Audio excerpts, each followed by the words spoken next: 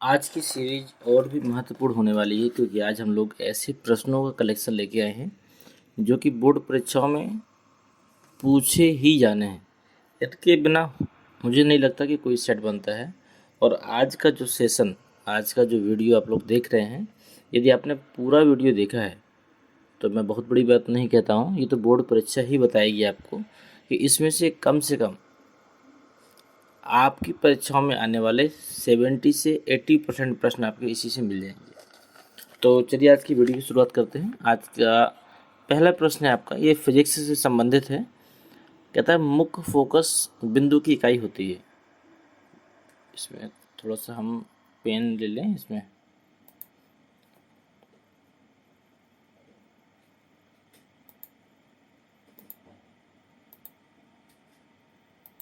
चलिए ठीक है, देखते हैं। मुख्य फोकस बिंदु की इकाई होती है, तो मुख्य फोकस बिंदु की इकाई मीटर होती है, वर्ग मीटर होती है, प्रति मीटर होती है, या फिर इनमें से कोई नहीं होती है। तो मैं आपको बता दूं, मुख्य फोकस बिंदु की जो इकाई होती है वह मीटर होती है।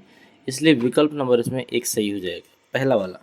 ठीक है, ये सारे प्रश्न पेपर में पूछे गए हैं और रिपीट भी होते हैं, तो आप लोग ध्यान से देखिएगा। हर प्रश्न का कारण सहित हम उत्तर दे रहे हैं, फिर भी यदि कुछ समझ में नहीं आता है तो आप उससे पूछ सकते हैं। अगला है, एक पारदर्शी माध्यम से दूसरे पारदर्शी माध्यम में प्रवेश करने पर एक प्रकाश की किरण के लिए आपतन कोण का मान अपवर्तन कोण की तुलना में कम होता है। तो प्रकाश की किरण क्या हो जाएगी, ध्यान दीजिएगा। पारदर्शी माध्यम से दूसरे पारदर्शी माध्यम में प्रवेश करने पर एक प्रकाश की किरण के लिए आपतन कोण का मान यदि अपवर्तन कोण की तुलना में कम हो जाता है तो प्रकाश की किरण कैसी होती है।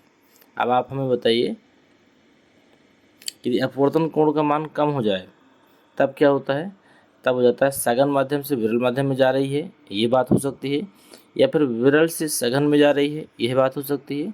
सघन एवं विरल माध्यम की संयुक्त सतह की दिशा में जा रही है, या फिर दोनों माध्यम एक ही हो सकते हैं। तो मैं आपको बता दूं, मान के चलिए कि यह कोई माध्यम है, फर्स्ट है ये, और इसके नीचे आपका सेकेंड माध्यम है।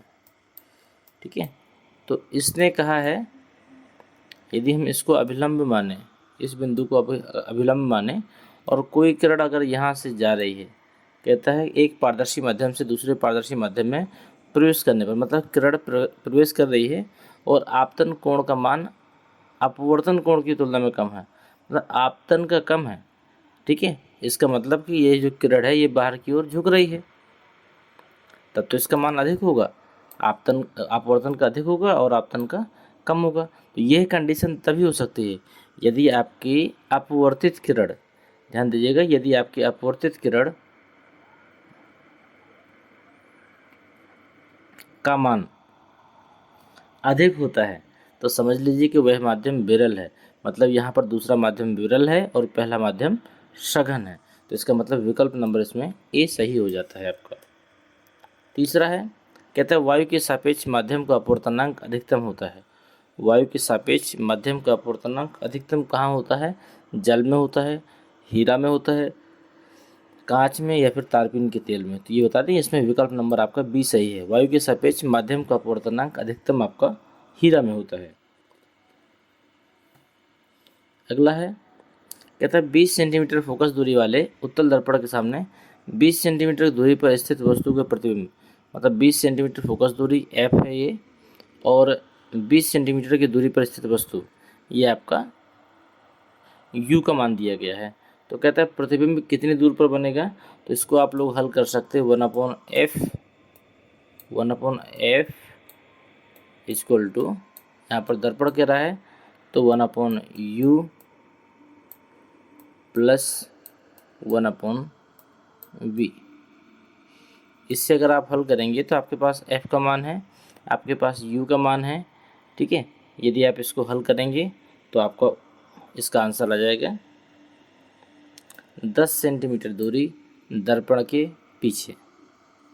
ठीक है, ध्यान दीजिएगा, अवतल दर्पण में सभी उत्तल है, उत्तल में फोकस दूरी धनात्मक होती है और u का मान आपका ऋणात्मक होगा।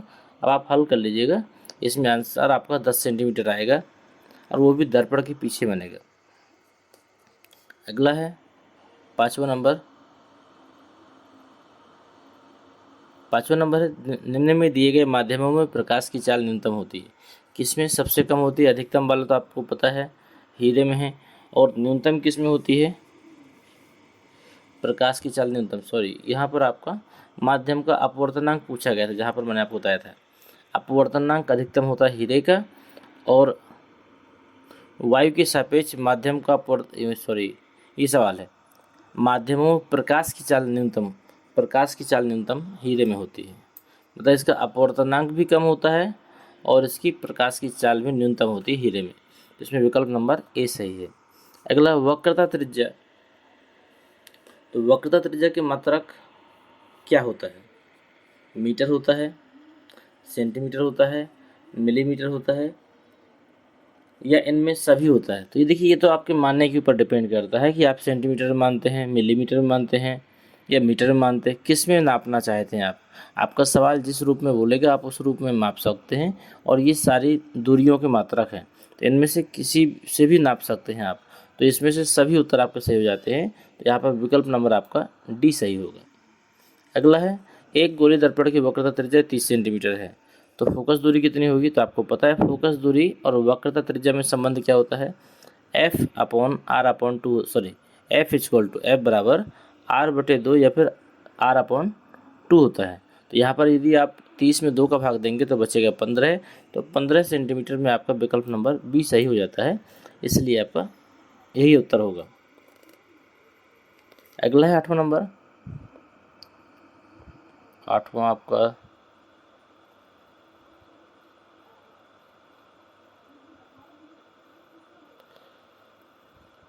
आठवें का प्रश्न देखिए, उसके विकल्प किसी और में है। चलिए प्रश्न पढ़ लीजिए।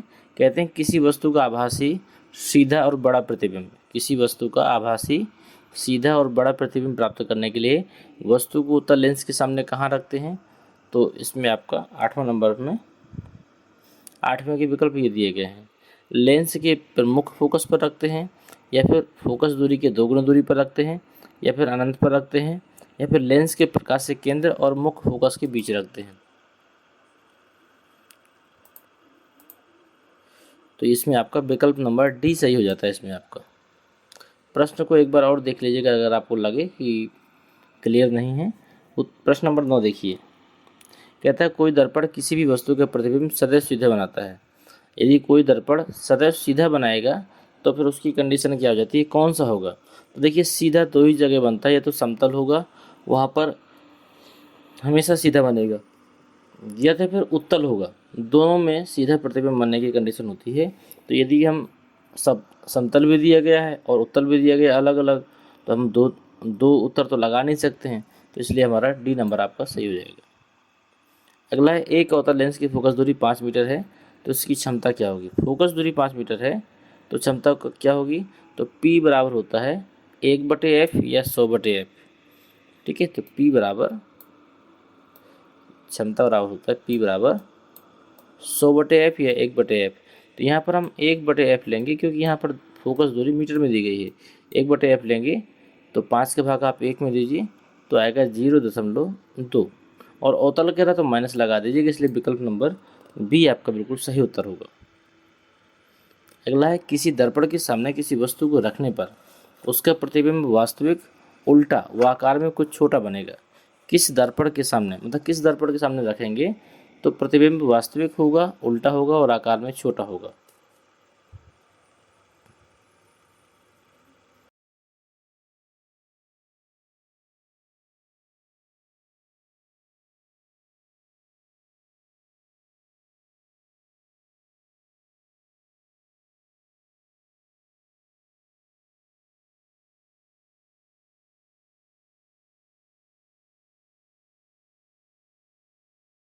एक लेंस के सामने रखी किसी वस्तु का प्रतिबिंब उसी लेंस से वस्तु के पीछे 3 गुनी दूरी पर बनता है। एक लेंस के सामने रखी वस्तु का प्रतिबिंब उसी लेंस से वस्तु के पीछे 3 गुनी दूरी पर बनता है, तो प्रतिबिंब का आवर्धन क्या होगा? तो आवर्धन बराबर क्या होता है? आवर्धन m इक्वल टू होता है I/O या V/U, ये होता है। तो यहाँ पर आपका I/O का सूत्र अगर लगाएंगे आप तो यहाँ पर आपका आ जाएगा 12वें नंबर में विकल्प नंबर सी। आवर्धन इसका 3 गुना होगा। एक अवतल लेंस के द्वारा किसी वस्तु का बना प्रतिबिंब कैसा होता है? अवतल लेंस कैसा प्रतिबिंब बनाता है? आभासी, सीधा व छोटा। आभासी, सीधा व छोटा प्रतिबिंब बनाता है आपका। अगला है 14 नंबर, प्रकाश का वेग निम्न में से किस माध्यम में सबसे अधिक होता है? 14 नंबर है, प्रकाश का वेग कहाँ पर सबसे अधिक होता है? वायु में, जल में या कांच में? देखो ये तीनों कहीं ना कहीं माध्यम है, तो निर्वात सबसे उचित आंसर होगा इसका। इसके बाद 15 नंबर देखते हैं, एक उत्तल दर्पण की फोकस दूरी कितनी होगी जिसकी वक्रता त्रिज्या 32 सेंटीमीटर है? तो एक उत्तल दर्पण की फोकस दूरी पूछ रहा है, वक्रता त्रिज्या दी गई है, तो फोकस दूरी और वक्रता त्रिज्या में यदि आप संबंध लगाएंगे तो वक्रता त्रिज्या फोकस दूरी की डबल होती है, तो फोकस दूरी आधी होगी। जब आधी होगी तो 32 का आधा कितना हुआ? 16 सेंटीमीटर हुआ। इसलिए विकल्प नंबर आपका बी सही हो जाता है। अगला प्रश्न है, यहाँ पर आपका 15 नंबर तक हो गए। इसके बाद में हम लोग 16 नंबर देखेंगे। 16 का आंसर कटा हुआ है, प्रश्न कटा हुआ है। 17 नंबर देखते हैं। कहते हैं किसी बिंब का वास्तविक तथा समान आकार का प्रतिबिंब, किसी बिंब का मतलब वस्तु होती है, किसी बिंब का वास्तविक तथा समान आकार का प्रतिबिंब प्राप्त करने के लिए बिंब को उत्तल लेंस के समक्ष कहाँ रखें? मतलब कहाँ रखेंगे वस्तु को ताकि समान वास्तविक और समान आकार का प्रतिबिंब दिखाई दे। तो ये आपने कंडीशन पढ़ी होंगी कई सारी, यदि आपने अध्याय पढ़ा है तो उसमें स्थितियाँ बताई गई हैं किस वस्तु को कहाँ रखा जाए तो इसका प्रतिबिंब कहाँ बनेगा।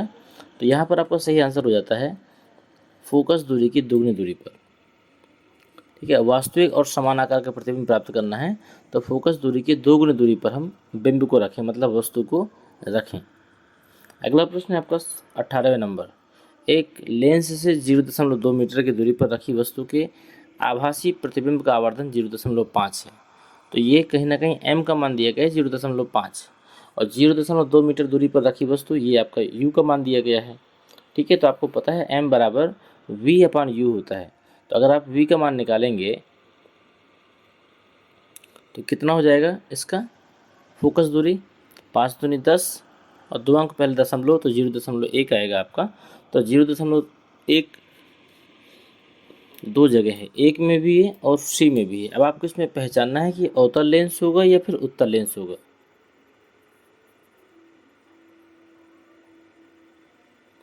18 नंबर में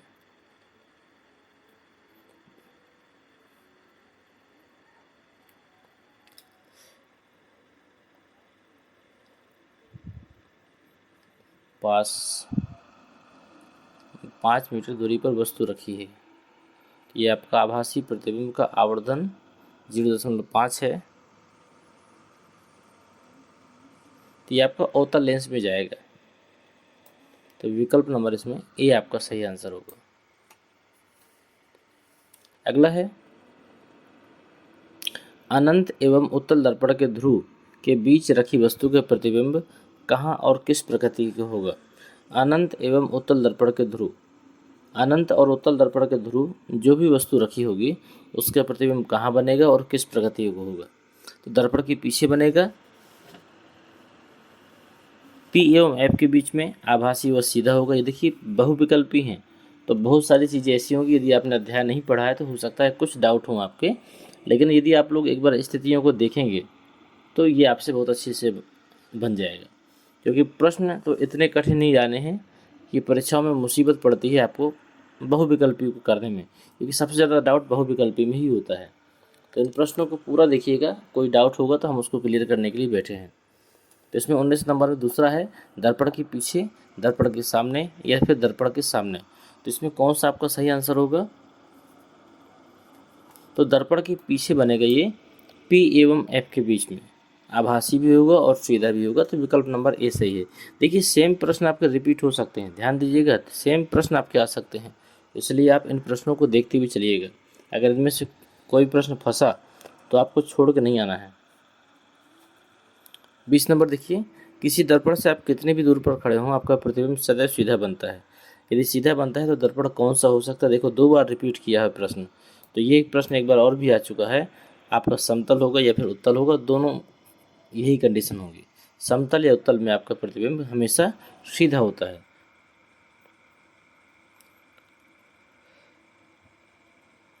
21 नंबर देखिए, समतल दर्पण के सामने 10 सेंटीमीटर दूरी पर रखी वस्तु की लंबाई, 10 सेंटीमीटर दूरी पर रखी वस्तु, तो ये 10 सेंटीमीटर क्या दिया गया है? वी दिया गया है। वस्तु की लंबाई 12 सेंटीमीटर है। वस्तु की लंबाई को हम ओ से लिखते हैं, ओ का मान 12 है, तो कहते हैं दर्पण द्वारा बने वस्तु की प्रतिबिंब की लंबाई क्या होगी।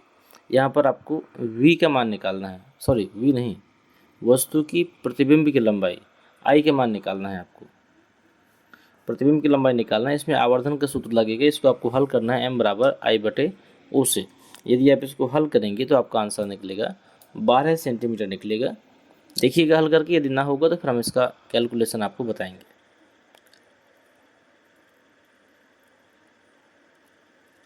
22वें नंबर में है, उत्तल लेंस द्वारा किसी वस्तु का वास्तविक उल्टा एवं बड़ा प्रतिबिंब बनाने के लिए वस्तु को रखना चाहिए। कहाँ रखना चाहिए वस्तु को? लेंस के फोकस पे रख दें, या फिर लेंस से 2f दूरी पर रख दें, या लेंस से f तथा 2f के बीच में रख दें, या फिर 2f से अनंत के बीच में रख दें। कहाँ रख दें हम? विचार करिए। लेंस के फोकस पे रखना है, या लेंस से 2f, या फिर लेंस से f तथा 2f के बीच में। तो आपका सही आंसर यही हो जाएगा। यदि हम उत्तल लेंस और किसी वस्तु का वास्तविक प्रतिबिंब उल्टा और बड़ा बनाना चाहते हैं तो हमें लेंस से f तथा 2f के बीच में रखना पड़ेगा। अगला प्रश्न आपका 23 नंबर, कहता है कांच का अपवर्तनांक अधिकतम होता है। कांच का अपवर्तनांक अधिकतम होता है, किस रंग के लिए होता है? तो ये सबको पता है आपको, बैगनी रंग के लिए होता है। इसमें विकल्प नंबर सी आपका सही आंसर है। प्रश्न नंबर 24, एक उत्तल लेंस की क्षमता 5 डायोप्टर है। ठीक है, पी का मान 5 दिया गया है, तो इसकी फोकस दूरी क्या होगी? तो पी बराबर 1/f या 100/f। तो f बराबर 1/p या 100/p। तो इसमें आपका सेंटीमीटर में दिया गया है, तो आप 100/p रखिए। तो 100 में 5 का भाग देंगे, कितना आएगा? 100 में आप 5 का भाग देंगे तो इसमें आ जाएगा आपका 20 सेंटीमीटर। तो 20 आपके 2 उत्तर हैं, लेकिन यहाँ पे उत्तल लेंस कह रहा है, उत्तल लेंस के कारण यहाँ पे विकल्प नंबर आपका सी सही हो जाएगा। अगला है, किसी अवतल दर्पण द्वारा आभासी सीधा तथा आवर्धित प्रतिबिंब बनता है। किसी अवतल दर्पण द्वारा आभासी सीधा और आवर्धित प्रतिबिंब बनता है, तो वस्तु की स्थिति कैसी होगी? 25वां नंबर, दर्पण व फोकस के बीच में होगी, फोकस तथा वक्रता केंद्र के बीच में होगी, वक्रता केंद्र पर होगी, या फिर वक्रता केंद्र से पीछे होगी। 4 कंडीशन है। तो किसी अवतल दर्पण द्वारा आभासी बनता है, सीधा बनता है, आभासी बनता है तथा आवर्धित प्रतिबिंब बनता है। आवर्धित में आपका दर्पण व फोकस के बीच में होगी। विकल्प नंबर 1 से इसमें सही हो जाएगा। 26 में देखिए, गोली दर्पण की फोकस दूरी और वक्रता त्रिज्या में क्या संबंध है? क्या संबंध है? तो P बराबर क्या होता है? 1/f। फोकस दूरी और वक्रता त्रिज्या में क्या संबंध है? तो F बराबर R/2 होता है। F बराबर R/2 तो कहीं है नहीं है, तो आप क्या लिख सकते हो? R बराबर 2f, कहीं है R बराबर 2f। आपका विकल्प नंबर सी सही है, इसलिए यही आपका आंसर हो जाएगा। 27 नंबर देखिए, एक उत्तल दर्पण की फोकस दूरी 12 सेंटीमीटर है, तो दर्पण की वक्रता त्रिज्या क्या होगी? तो फोकस दूरी वक्रता त्रिज्या की आधी होती है। जब आधी होती है तो ये डबल हो जाएगी, जब डबल हो जाएगी तो कितनी हो जाएगी? 12 का हो जाएगा 24। विकल्प नंबर आपका डी सही है। अगला है, वायु में प्रकाश की चाल 3 × 10⁸ है, तो 3/2 अपवर्तनांक वाले कांच में प्रकाश की चाल क्या होगी? तो आपका एक सूत्र होता है n बराबर c/v। अगर यहाँ पर n की जगह 3/2 रखेंगे, ठीक है, और यहाँ पर 3 × 10⁸ रखेंगे, तो v निकालना है, तो v को यहाँ ले आओ आप, तो n का मान नीचे चला जाएगा, तो n का मान क्या है? 3/2, तो 2 ऊपर जाएगा, तो 2 हो जाएगा ऊपर, 3 दूनी 6, 6/3, तो 3 दूनी 6, 2 × 10⁸ आनी चाहिए, 2 × 10⁸ 8। तो आपका विकल्प नंबर कहीं ना कहीं ए सही हो जाता है। अगला है, दो माध्यमों की सीमा पृष्ठ पर एक प्रकाश किरण लंबवत आपतित होती है। जब कोई किरण लंबवत आपतित होगी तो उस पर आपका कितने डिग्री का कोण बनेगा बताइए। जब कोई किरण लंबवत आपतित होती है तो उस पर 0 डिग्री का कोण बनता है, इसलिए विकल्प नंबर ए सही है। अगला है, अवतल दर्पण के फोकस पर रखी वस्तु का प्रतिबिंब कैसा बनता है। अवतल दर्पण के फोकस पर जो वस्तु रखी होगी उसका प्रतिबिंब वक्रता केंद्र पर बनेगा, दर्पण के ध्रुव के पीछे बनेगा, अनंत पर बनेगा या फिर ध्रुव पर बनेगा। 4 विकल्प हैं, बताइए कौन सा सही होगा। ये सारे प्रश्न आपके पेपर में आए हुए हैं, तो ये मान के चलिए सारे आपके महत्वपूर्ण है। अगर आप आज देख कर जा रहे हैं तो कल आपका पेपर बेहतर बनने वाला है। 30 नंबर बताइए, यहाँ पर आपका अनंत पर होगा। अवतल दर्पण की फोकस दूरी पर रखी वस्तु का प्रतिबिंब बनता है। अवतल दर्पण के फोकस पर रखी वस्तु का प्रतिबिंब तब बनता है जब अवतल दर्पण के फोकस पर रखी वस्तु का प्रतिबिंब कहाँ बनता है, तो वो अनंत पर बनेगा आपका। विकल्प नंबर सी सही है आपका।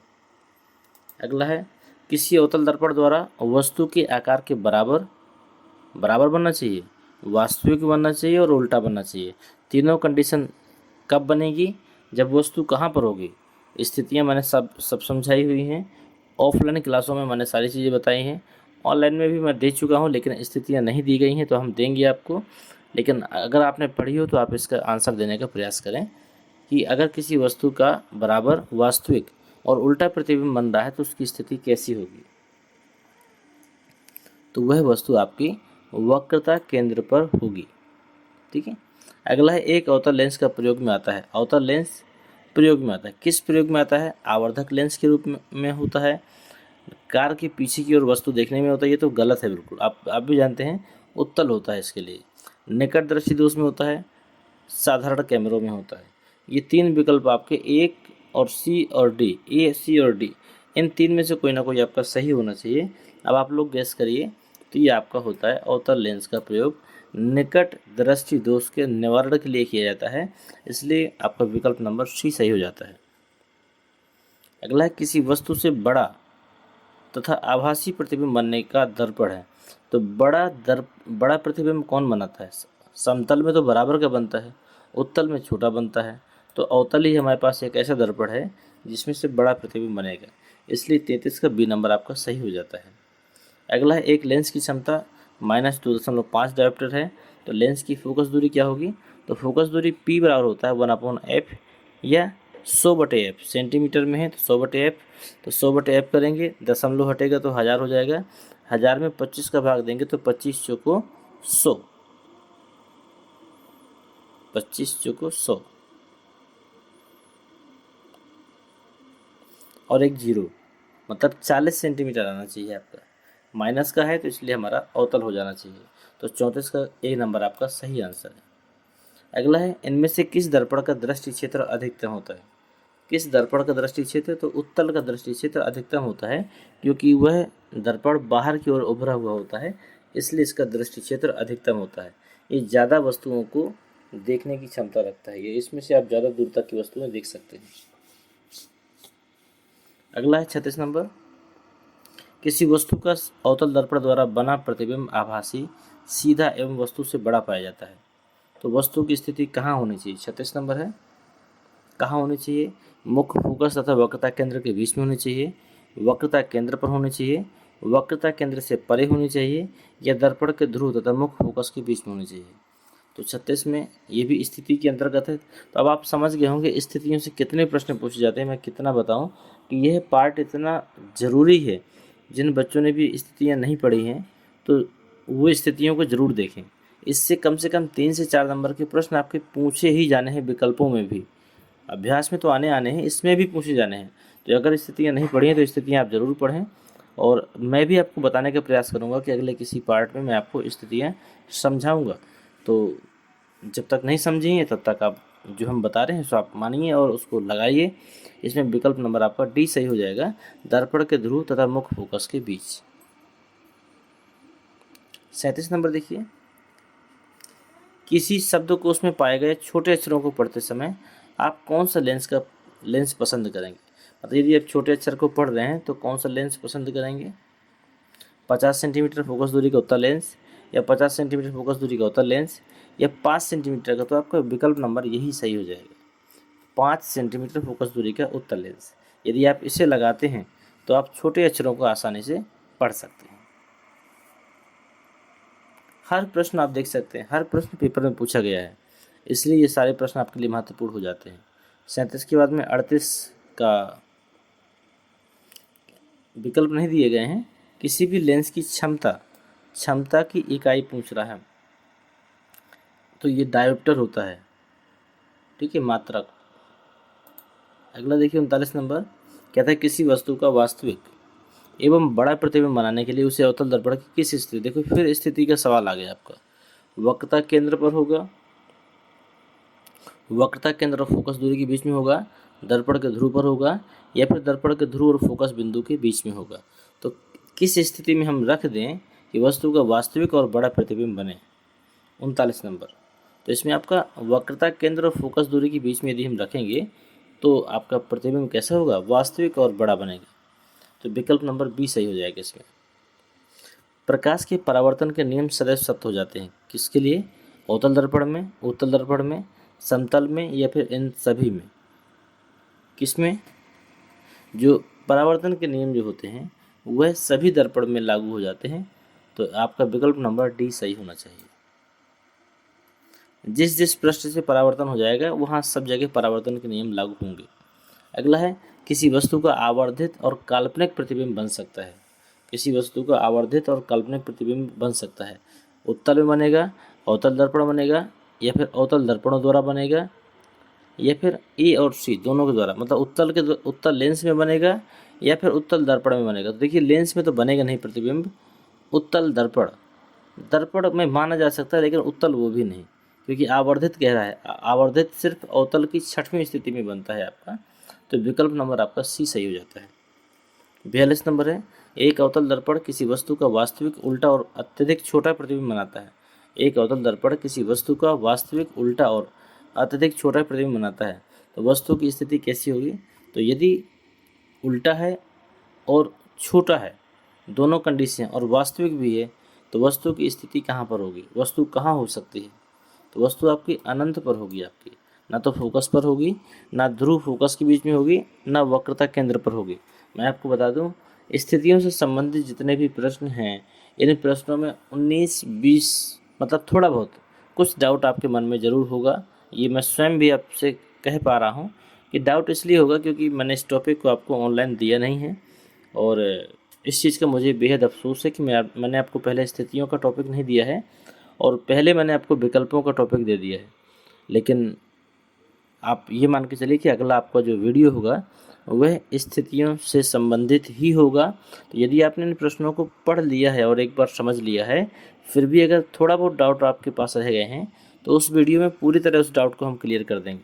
और यदि आपने उस वीडियो को नहीं देखा, तो इन प्रश्नों में हो सकता है कि थोड़ा बहुत डाउट आपके हो सकते हैं।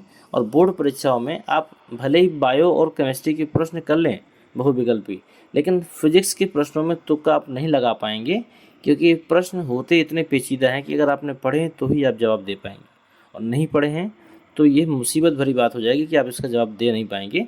तो आप इस टॉपिक को ज़रूर देखें। इस वीडियो के बाद में आप उस टॉपिक को, जो स्थितियों का, उसको आप ज़रूर देखें। अगला देखिए, एक प्रकाश किरण किसी लेंस के भीतर स्थित किसी बिंदु से बिना किसी विचलन के गुजर जाती है। जब बिना किसी विचलन के गुजरेगी तो वह बिंदु लेंस का कौन सा होगा, फोकस होगा, वक्रता केंद्र होगा, या फिर प्रकाशिक केंद्र होगा, या फिर इनमें से कुछ भी नहीं होगा।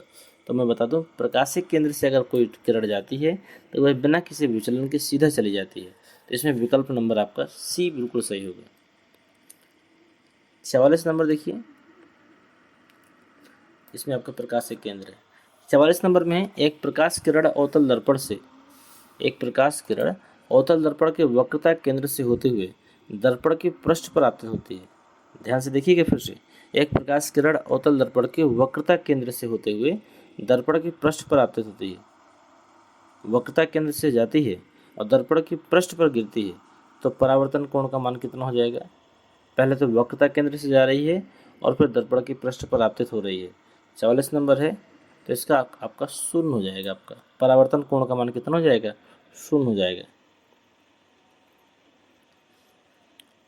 अगला है, किसी गोली दर्पण तथा किसी लेंस की फोकस दूरियां किसी गोली दर्पण तथा किसी लेंस की फोकस दूरियाँ -25 सेंटीमीटर है, माइनस की 25 सेंटीमीटर है, तो संभवतः दर्पण एवं लेंस होगा। कैसे होंगे इनके बारे में आपको बताना है। 45 नंबर है आपका, दर्पण उत्तल होगा और लेंस अवतल होगा, ये तो ये हो सकता है, या फिर दर्पण अवतल होगा और लेंस उत्तल होगा, ये तो ये हो सकता है, या फिर दोनों उत्तल होंगे या फिर दोनों अवतल होंगे। 4 कंडीशन में कौन सी सही होंगी, तो मैं आपको बता दूं चौथी कंडीशन ही सही है, दोनों आपके अवतल होंगे, दर्पण भी अवतल होगा और लेंस भी आपको कैसा होगा, अवतल होगा। तो यहाँ तक जो भी प्रश्न आपने देखे ये बेहद महत्वपूर्ण प्रश्न थे और इन प्रश्नों में ये मान के चलिए पूछे जाने की संपूर्ण संभावना है। तो आपको वीडियो कैसा लगा और इसके प्रश्न कैसे थे, प्रश्नों का कलेक्शन कैसा था, ये सारी चीज़ें आप हमें एक कमेंट के द्वारा ज़रूर बताएं। और इन प्रश्नों से संबंधित जो भी समस्या होंगी उनका निराकरण हो गया है, फिर भी अगर कुछ टॉपिक रह गए हैं आपके तो उस टॉपिक को हम लोग कवर करेंगे, ठीक है। और ये है आपका मानव नेत्र से संबंधित कुछ आपके प्रश्न जिनको हम लोग देखेंगे, और इसके बाद में वैद्युत से संबंधित जो भी प्रश्न होंगे उसका एक अलग वीडियो आपको मिलेगा, ठीक है। तो ये पहला प्रश्न है आपका, कहते हैं दूरदृष्टि दोष के कारण वस्तु का प्रतिबिंब कहाँ बनता है। तो आपको पता होगा दूरदृष्टि दोष के कारण बनने वाला जो प्रतिबिंब होता है वह गोले के आगे निकल जाता है, या फिर हम कह सकते हैं रेटिना से आगे निकल जाता है, ठीक है। सॉरी, पीछे कहेंगे, आगे तो फिर निकट में हो जाता है, पीछे कहेंगे, इसलिए आपके रेटिना के पीछे आपका सही आंसर हो जाएगा। स्वस्थ आँख का निकट बिंदु क्या होता है, दूसरा नंबर है स्वस्थ आँख का निकट बिंदु या फिर स्पष्ट दृष्टि की न्यूनतम दूरी एक ही बात होती है, 25 सेंटीमीटर होती है। अगला स्वस्थ आँख के लिए स्पष्ट दृष्टि की न्यूनतम दूरी, ये भी आपकी 25 सेंटीमीटर ही होती है, ठीक है। अगला स्वस्थ आँख के लिए दूरबिंदु, तो दूरबिंदु आपका अनंत होता है। जिसने अध्याय पढ़ा है उसको क्लियर हो रहे होंगे, नहीं पढ़ा है तो आपके लिए ये प्रश्न आपके महत्वपूर्ण है, ये प्रश्न आपके पूछे जाने की भरपूर संभावना है, ध्यान से देखिएगा। अगला प्रश्न है 5वां नंबर, निकट दृष्टि दोष का निवारण करने के लिए हम कौन सा लेंस प्रयोग में लाते हैं। 5वां नंबर है, कौन सा लेंस प्रयोग में लाएंगे, तो निकट दृष्टि दोष के लिए आपका अवतल लेंस का प्रयोग होता है, उत्तल का दूरदृष्टि दोष में होता है, ठीक है। अवतल दर्पण का प्रयोग ये तो बिल्कुल गलत है, दर्पण थोड़ी लगा देंगे हम किसी नेत्र में, उत्तल दर्पण तो बिल्कुल नहीं लगाएंगे। लेंस में 2 थे, उसमें भी आपका अवतल सही होगा। अंतरिक्ष यात्रियों को आकाश कैसा दिखाई देता है, प्रश्न नंबर 6, आकाश कैसा दिखाई देगा, तो आकाश काला दिखाई देगा, क्योंकि वहाँ पर वायुमंडल नहीं पाया जाता है, इसलिए वहाँ प्रकीर्णन की घटना नहीं घटती है, इसलिए आकाश वहाँ से काला दिखाई देगा। हमको नीला दिखाई देता है लेकिन उनको काला दिखाई देगा। स्वस्थ मनुष्य के नेत्र में प्रतिबिंब बनता है, प्रतिबिंब कहाँ बनता है आपका स्वस्थ नेत्र में, रेटिना पर ही बनता है, ये तो सबको पता है। रेटिना पर नहीं बनेगा तो आपको वस्तु ही दिखाई नहीं देगी या फिर स्पष्ट दिखाई नहीं देगी। अगला है श्वेत प्रकाश के 7 रंगों में किस रंग की तरंगदैर्घ्य सबसे अधिक होती है। तो मैं आपको बता दूं लाल की तरंगदैर्घ्य सबसे अधिक होती है क्योंकि यह सबसे ऊपर पाया जाता है, और बैगनी की सबसे कम होती है क्योंकि ये सबसे नीचे पाया जाता है। अगला प्रश्न देखिए कितनी बार पूछा गया, 22-23 में आया है, 23 में 2 बार आया है, मतलब ये प्रश्न मोस्ट इंपॉर्टेंट है आपका। प्रिज्म में श्वेत प्रकाश की किरण के गुजरने पर सबसे अधिक विचलन किसमें होता है। या फिर दूसरा प्रश्न आया है, एक श्वेत प्रकाश की किरण जब किसी कांच के त्रिकोणीय प्रिज्म से गुजरती है तब उसके रंगों में अलग अलग विक्षेपण होता है, तो सबसे अधिक विचलन किस रंग के लिए होता है, लाल रंग के लिए होता है, पीला होता है, हरा होता है या फिर बैगनी होता है। 4 हैं आपके पास, 4 में कोई ना कोई विकल्प आपका सही है, तो आपका सही विकल्प है बैगनी रंग। बैगनी रंग का सबसे अधिक विचलन होता है, इसका सबसे अधिक प्रकीर्णन भी होता है, लेकिन जो लाल रंग होता है इसका विचलन भी कम होता है और इसका प्रकीर्णन भी सबसे कम होता है। तो विकल्प नंबर इसमें डी आपका सही हो जाता है। मोस्ट इंपॉर्टेंट प्रश्न है आपका ये। 10वां नंबर देखिए, मानव नेत्र के जिस भाग पर किसी वस्तु का प्रतिबिंब बनता है वह भाग क्या कहलाता है। 10वां नंबर है, तो जहाँ पर प्रतिबिंब बनता है उसको हम लोग दृष्टिपटल या रेटिना कहते हैं, तो इसमें विकल्प नंबर आपका डी सही होगा। अगला है, सूर्य श्वेताभ प्रतीत होता है, मतलब सूर्य जो होता है श्वेत कब प्रतीत होता है, सूर्योदय की काफ़ी पहले, या सूर्योदय और सूर्यास्त के समय पे, या फिर दोपहर के समय, या फिर सूर्यास्त के काफ़ी बाद। ये तो दुनिया जानती है कि दोपहर में ही सूर्य चमकदार होता है, तो विकल्प नंबर इसमें सी सही हो जाएगा। 12वां नंबर है, एक व्यक्ति दूर स्थित वस्तुओं को स्पष्ट देखने में अक्षम है, देख नहीं पा रहा है, तो उसके नेत्र में कौन सा दोष होगा? तो आप याद करिए, दूरदृष्टि दोष में दूर की वस्तुएं दिखाई देती हैं और निकट दृष्टि दोष में निकट की दिखाई देती हैं। तो इसमें कौन सा उत्तर आपका सही हो सकता है? अगर दूर का दिखाई नहीं दे रहा है तो इसका मतलब निकट दृष्टि दोष होगा। अगला है, एक समान आँख वाला व्यक्ति यदि वस्तु को सुस्पष्ट रूप से देख सकता है तो वस्तु की दूरी आँख से कितना होगी? 50 सेंटीमीटर से 100 होगी, 25 से अनंत होगी, 100 से 1000 होगी, या फिर 25 से 150 होगी। इनमें से कौन सा उत्तर सही होगा? 2023 में आया है, आपका इम्पोर्टेंट प्रश्न है। ये हो जाएगी आपकी 25 सेंटीमीटर से अनंत के बीच में होनी चाहिए। अगला है 14 नंबर, श्वेत प्रकाश की किरण के प्रिज्म से गुजरने पर किस रंग के लिए विचलन न्यूनतम होता है? तो न्यूनतम विचलन किसका होता है? तो मैं बता दूं, लाल रंग का विचलन सबसे कम होता है और लाल रंग की तरंगदैर्घ्य सबसे अधिक होती है, इसलिए इस रंग को दूर से देखा जा सकता है, इसीलिए इस रंग से खतरे के सिग्नल वगैरह बनाए जाते हैं। प्रश्न नंबर 15 है, आँख में प्रवेश करने के लिए प्रकाश की मात्रा को नियंत्रित करता है। तो आँख में जो प्रवेश करने वाला प्रकाश होता है उसको नियंत्रित करने में सबसे बड़ी भूमिका किसकी होती है आपकी? तो देखिए, सबसे अग्रभाग में हमारी पुतली लगी होती है, पुतली ही बंद होती है तब आँख में जाने वाला प्रकाश कम हो जाता है, पुतली खुलती है तो प्रकाश अधिक हो जाता है।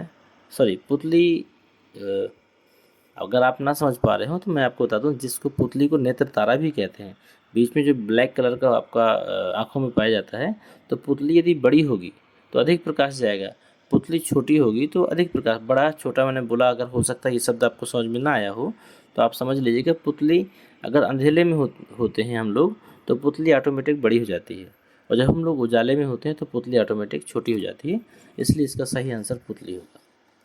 अगला, निम्नलिखित में कौन सा किरण आरेख सही है? सही किरण आरेख कौन सा है? 16 नंबर है। तो इसमें सही किरण आरेख आपका सी नंबर है, तो विकल्प नंबर इसमें सी सही है। ध्यान दीजिएगा, ये भी प्रश्न आया हुआ है। तो सही किरण आरेख जो बना है वो सी नंबर बना है। ठीक है, डी तो बिल्कुल गलत है, ये तो हम देख ही रहे हैं, लेकिन 3 में कोई ना कोई संभावना है, तो इसमें सही किरण आरेख आपका सी नंबर है। यहाँ से हमारे प्रकाश के पार्ट खत्म हो जाते हैं। अगले हमारे प्रश्नों की जो सीरीज होगी वह हमारी विद्युत की होगी, तो आप देखना बिल्कुल ना भूलें। उसमें भी इसी प्रकार के महत्वपूर्ण प्रश्नों का कलेक्शन है जो आपकी परीक्षाओं में पूछे जाने की भरपूर संभावना है। तो इसी के साथ हम आज का वीडियो समाप्त करते हैं। आपको आज का वीडियो कैसा लगा, प्रश्नों का कलेक्शन कैसा रहा और कैसी रही सारी चीज़ें, क्या एक्सप्लेनेशन आपको समझ में आया, क्या दी गई चीज़ें आप संतुष्ट हैं? तो ये सारी चीज़ों को आप एक बार फीडबैक के रूप में कमेंट बॉक्स में ज़रूर लिखें, और मिलते हैं हम आपसे अगले पार्ट में एक नए वीडियो के साथ।